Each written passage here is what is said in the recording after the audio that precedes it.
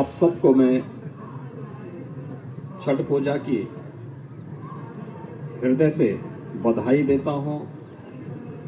प्रदेश सरकार की ओर से आप सबके प्रति मंगल कामना भी करता हूं। हम सब जानते हैं कि यह लोक आस्था का पर्व है और पूरा समाज मिलकर के इस आयोजन के साथ जुड़ता है। पर्व और त्योहार का महत्व ही सामूहिकता का दर्शन है। हम सब मिलकर के एकजुट होकर के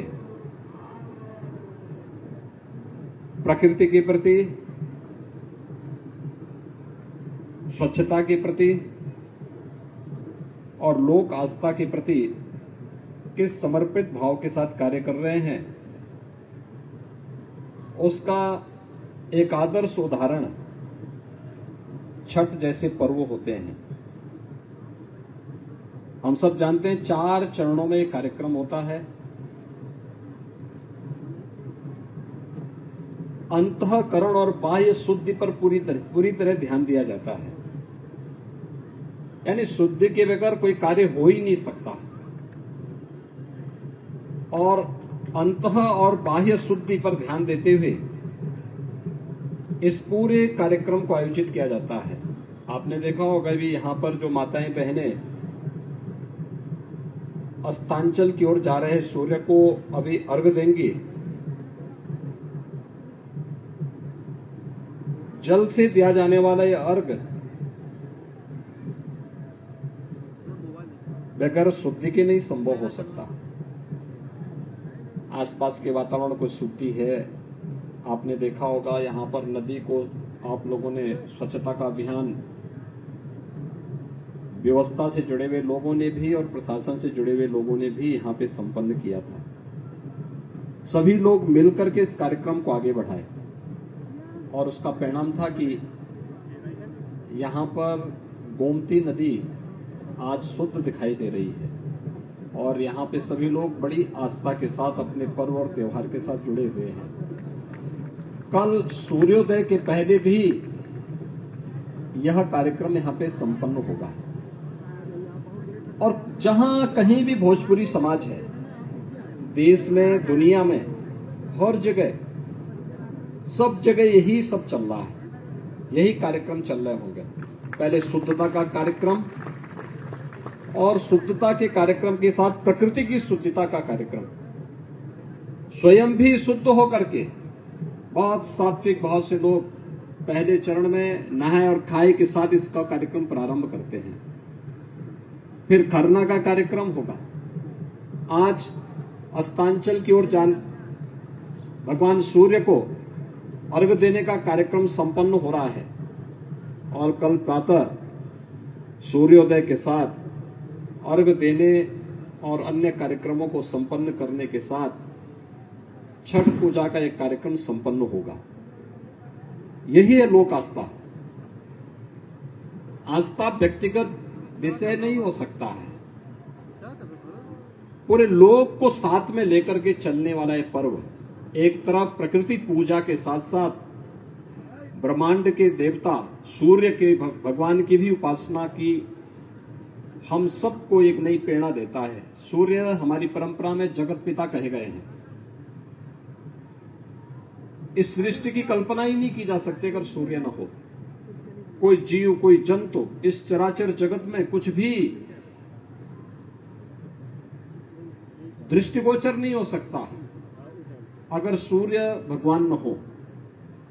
और उनके प्रति कृतज्ञता ज्ञापित करके हम लोग जल का अर्घ्य देते हैं। एक एक कार्यक्रम संपन्न होता है तो प्रकृति के प्रति कृतज्ञता ज्ञापित करते हुए शुद्धता का कार्यक्रम भी है।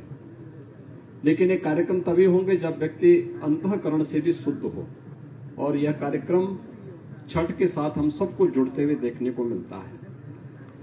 दूसरी तरफ सामाजिक समरसता का भी उदाहरण प्रस्तुत करता है।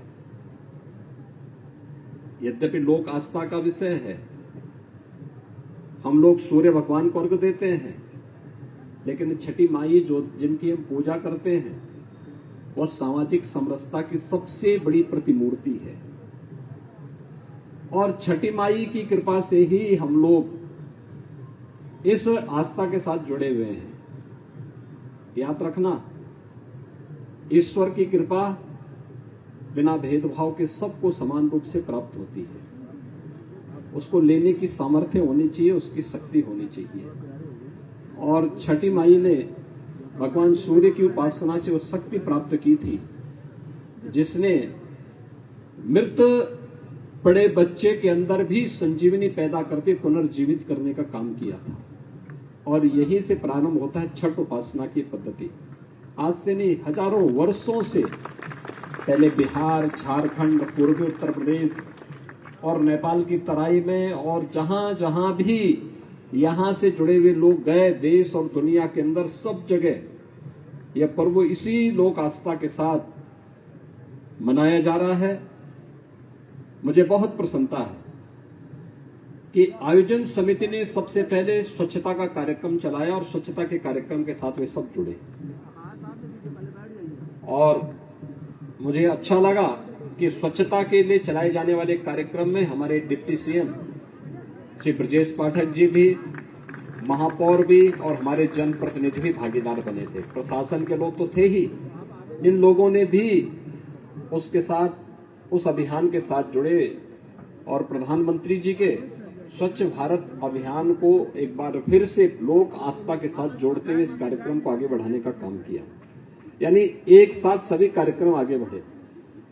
और मैं चाहूंगा कि कार्यक्रम संपन्न होने के बाद हम लोग जब इस प्रकार के आयोजन करते हैं, आस्था का सम्मान सरकार भी करना चाहती है, लेकिन हमारा प्रयास हो कि हम आस्था छठ का कार्यक्रम साल में एक बार होता है, हम भगवान सूर्य को अर्घ रोज दें, उसका हमें पुण्य प्राप्त होगा। घर में दे सकते हैं, देना भी चाहिए, लेकिन घाटों पर जगह जगह जो हम पक्की पिंडी बना देते हैं, अगर उससे बचें तो अच्छा होगा, क्योंकि बाद में उसका सम्मान उस रूप में नहीं हो पाता है जिस रूप में हम लोग करना चाहते हैं, जिस रूप में हमने उसकी पूजा की है। टेम्परेरी बना करके और कार्यक्रम जैसे संपन्न हुआ उसको समाप्त कर देना चाहिए। और ऐसे ही यहां पर क्योंकि हजारों लोग आते हैं, हर घाट पर आते हैं, और मैं पूरे प्रदेश में कहूंगा जहां कहीं भी ये कार्यक्रम हो रहे हैं, प्रशासन ने, शासन ने पूरी व्यवस्था दी है, आयोजकों के साथ मिलकर के पूरा संवाद बनाया है और ये पूरी व्यवस्था की है, कहीं भी कोई दिक्कत न हो। लेकिन कल कार्यक्रम संपन्न होने के साथ आज हम पूरी आस्था के साथ कार्यक्रम करें, व्यवस्था बनाने में अपना योगदान दें, सबकी सुविधा और सबकी सुरक्षा का ध्यान भी रखें। और कल जब कार्यक्रम संपन्न हो तो आयोजक गण सभी लोग मिलकर के एक व्यवस्था बनाएं कि स्वच्छता का एक कार्यक्रम फिर से चलाएं। कहीं भी गंदगी नहीं दिखनी चाहिए, जिससे हमारे पर्व और त्योहारों पर किसी भी प्रकार की आंच ना ले पाए। स्वच्छता पर हमारा विशेष ध्यान होना चाहिए, तभी इसका पुण्य हम सबको प्राप्त होगा। मैं एक बार फिर से आप सबको छठ पूजा की हृदय से बधाई देता हूं, आपके प्रति अपनी शुभकामनाएं व्यक्त करता हूं। और मैं आप सबको इस अवसर पर छठी मैया की कृपा आप सबके ऊपर बनल रहे, सबका जीवन खुशहाल रहे, आप सबके जीवन में उत्साह, उमंग बनल रहे। परिवार की खातिर कठिन व्रत रखने वाली माता और बहन लोगों को हमारी तरफ से विशेष मंगल कामना। छठी माता की जय, भारत माता की जय।